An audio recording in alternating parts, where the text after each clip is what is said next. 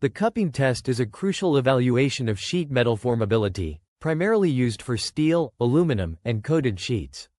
It determines the ability of a sheet to undergo plastic deformation. The cupping test adheres to several standards, including the Indian standard IS 10175, ASTM standard E643, and ISO 20482, ensuring consistency and reliability in testing. A spherical punch presses the sheet specimen, causing the material to stretch and form a cup shape. The test measures the depth of the cup formed before cracking occurs. The test utilizes a machine equipped with a spherical punch, along with a die and blank holder arrangement. A dial gauge or digital scale measures the depth accurately. The test requires a flat sheet specimen, which must be clean and free from defects. The thickness typically ranges between 0.1 mm and 2 mm. The sheet is clamped between the die and blank holder, and the punch load is applied gradually. The test stops when the first crack appears, measuring the depth at the moment of fracture in millimeters. For a clearer understanding of the cupping test process, watch the accompanying video that demonstrates each step in detail. Take the sheet metal specimen.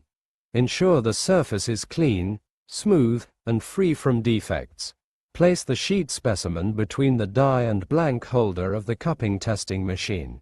Tighten the blank holder properly to prevent the sheet from slipping during the test. Position the spherical punch at the center of the specimen. Move the punch gradually so that it presses the sheet and forms a cup shape. Continue the punch movement and keep looking into the mirror.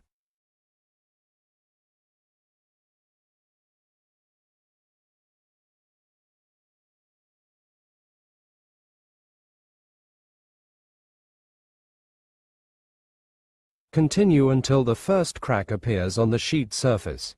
Note the depth of penetration of the punch at the moment of cracking at the dial gauge. This depth value is called the Erichsen Index and is expressed in millimeters. The cupping test is a simple method for measuring sheet metal formability, useful for production quality checks. However, it is mainly applicable to sheet materials and depends on surface condition and lubrication. Results are reported using the Erichsen Index in millimeters, following IS, ASTM, and ISO standards. The first crack in the cup is noted when the depth reaches 1 mm. Thank you for taking the time to learn about the cupping test. We hope this presentation has been informative and helpful.